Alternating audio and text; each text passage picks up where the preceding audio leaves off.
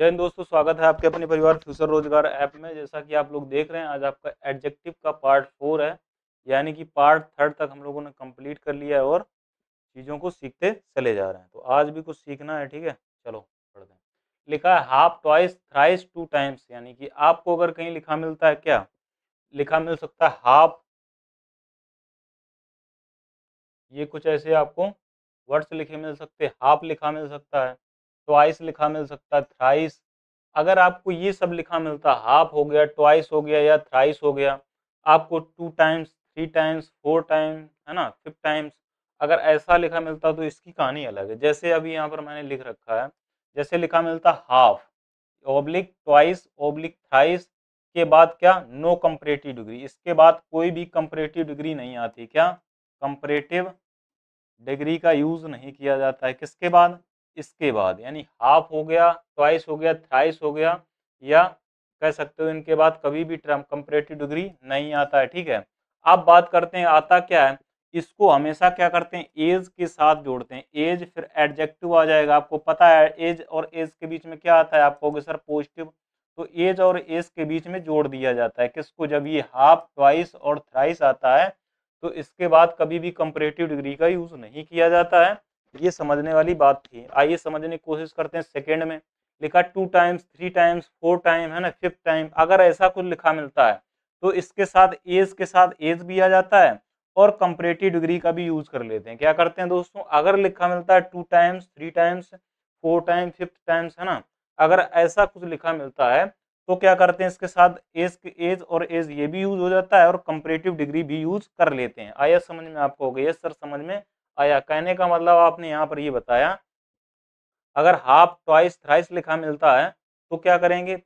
Comparative degree का use नहीं करेंगे, यानी कि जो स्ट्रक्चर होगा वो क्या होगा? एज, एडजेक्टिव, एज क्या यूज कर लेंगे। ठीक है। तो सर क्या इतने से समझ जाएंगे? बिल्कुल नहीं समझ पाएंगे। क्या इतने से बिल्कुल नहीं समझ पाएंगे?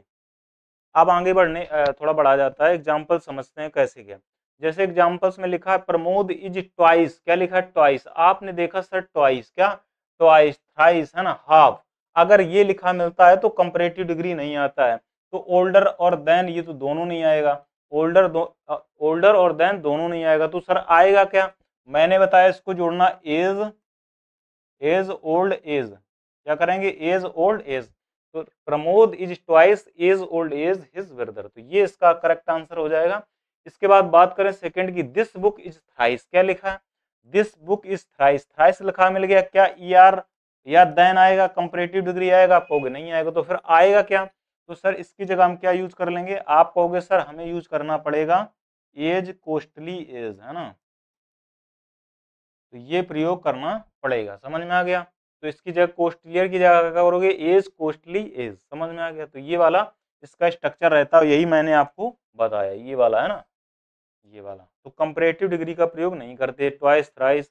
जैसे लिखा है थर्ड में, दिस कार टू टाइम्स। क्या लिखा है दोस्तों? This car two times costlier then this bike. अब देखो कॉस्टलियर आ गया, यानी कंपैरेटिव डिग्री आ गया। किसके बाद? टू टाइम्स के बाद। किसके बाद? टू टाइम्स के बाद क्या आ गया? कंपैरेटिव डिग्री आ गया। तो सर इसके बाद कंपैरेटिव डिग्री का यूज किया जा सकता है। क्या इसके बाद कंपैरेटिव डिग्री का यूज किया जा सकता है? अब अगर फोर्थ की बात करें दोस्तों, लिखा this car is two times is costly is his bike, this bike. आप कहोगे सर टू टाइम्स दे रखा, क्या टू टाइम्स, इसके बाद एज वाला भी स्ट्रक्चर आ जाता है। क्या एज और एज के साथ भी जोड़ा जा सकता है। तो ये भी बिल्कुल करेक्ट लिखा, तो कोई दिक्कत वाली बात नहीं है।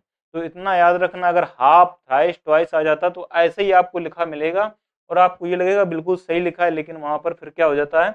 एरर बन जाता है। इसके बाद आगे बढ़ा जाए।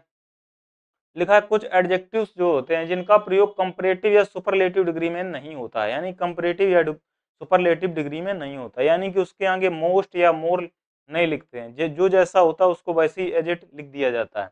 जैसे अगर मैं आपसे कहूँ कोई चीज अगर अपने आप में कंप्लीट है, मैं कह दूं भैया ये, जैसे मान लो ये गोल है ना, मैं कह दूं ये बहुत गोल है, आप कहोगे सर मूर्ख हो क्या, गोल को बहुत गोल कैसे कर सकते? गोल गोल होता है, ठीक है, गोल गोल का होता है। आप कहोगे यस सर। अगर मैं कह दूं क्या परफेक्ट, कोई चीज परफेक्ट है तभी तो आपने बोला परफेक्ट है। अगर परफेक्ट को ही परफेक्ट बोलोगे तो फिर मतलब क्या? नॉनसेंस बनता है।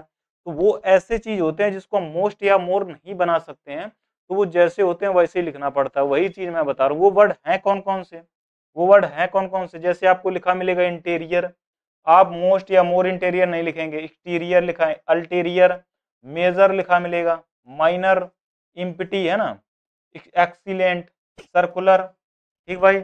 आपको मिल सकता है एक्सट्रीम, चीफ, ठीक भाई, इंटायर, कंप्लीट, इसके बाद लिखा मिल सकता है perfect, final, last, unique, universal, है ना।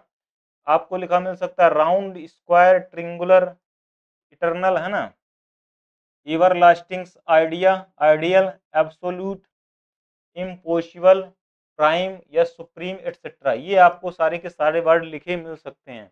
आप कहोगे सर कैसे लिखे मिलेंगे, तो मैं एग्जांपल के थ्रू आपको समझाने की कोशिश करूंगा। जैसे दिस इज मोर इन्फीरियर, आप कहोगे सर इन्फीरियर आ गया, ये एक ऐसा वर्ड है, ये क्या करता है, सुपरलेटिव और कंपैरेटिव नहीं लेता, तो मोर नहीं लेगा, क्या नहीं लेगा, मोर, तो फिर ये मोर नहीं होगा, यानी कि this is inferior to that, ये हो जाएगा, यानी कि ये नहीं लिख सकते मोर या मोस्ट, क्या नहीं लिख सकते, कंपैरेटिव या सुपरलेटिव नहीं लिखा जा सकता। जैसे this is the most unique, कोई चीज अपने आप में यूनिक यूनिक होती है, उसको मोस्ट या मोर लिखने का कोई फायदा नहीं है, तो मोस्ट हटाना पड़ेगा, ठीक भाई। तो लिखना दिस इज यूनिक थिंग्स, है ना, तो ये लिखना पड़ेगा this is the unique thing, समझ में आ गया। इसके बाद देखो this is the most universal fact, आप कहोगे sir this is the most uniform नहीं लिख सकते, क्योंकि यूनिवर्सल क्या है, अपने आप में एक खुद ही यूनिवर्सल है, उसमें मोस्ट और मोर लगाने की जरूरत नहीं है। तो ये वाले कुछ चीजें हैं जिसके आगे, जैसे मोस्ट यूनिक हो गया है ना, तो ये सब अपने आप में खुद होते हैं, इनके आगे सुपरलेटिव या कंपैरेटिव डिग्री नहीं लगती है, इतना याद रखो।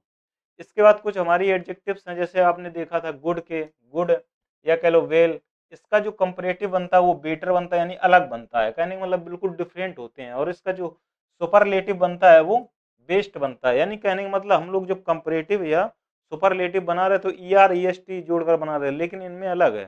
जैसे गुड का या वेल का बेटर या बेस्ट, है ना। अगर बात करें बैड या इल, तो इसका दोनों का होता है वर्स्ट और वर्स्ट, है ना। अगर बात करें लेट का, तो लेटर, लेटर, लेटेस्ट, लास्ट, फार का फर्दर, फार्दर, फर्देस्ट, फर्देस्ट, है ना, फारदेस्ट। इसके बाद आता है मच या मैनी, तो मोर या मोस्ट का प्रयोग, इसका मोर मोस्ट हो जाता है। ओल्ड की बात करें, ओल्डर, इल्डर, ओल्डेस्ट, इल्डेस्ट दोनों होती है, ठीक है। अगर बात करें फार की, तो फार का क्या, फार्दर, फर्दर या फारदेस्ट, फर्दर, फर्देस्ट होता है। समझ में आ गया। तो आपको गया सर ये वाला मैंने अभी पढ़ लिया था, पीछे वाले भी कुछ चीज़ों में मैंने पढ़ा था। आइए समझने की कोशिश करते हैं एक एक वर्ड। जैसे डबल डबल जो आया, जैसे ये आपने देखा लास्ट, लेटेस्ट, लास्ट इसमें नहीं लिखा हुआ है, हाँ ये, जैसे ये डबल डबल है तो इनका यूज कहाँ करते हैं हम लोग, है ना, तो ये चीज समझ लेते हैं। जैसे इसमें लिखा लास्ट का मतलब होता है दोस्तों, हिंदी अर्थ जो निकलता है लास्ट का वो निकलता है अंतिम। क्या निकलता है, अंतिम। Almost no possibility of addition, मतलब क्या करते हैं, ये क्या करते हैं, जैसे मान लो समझने की कोशिश करते हैं।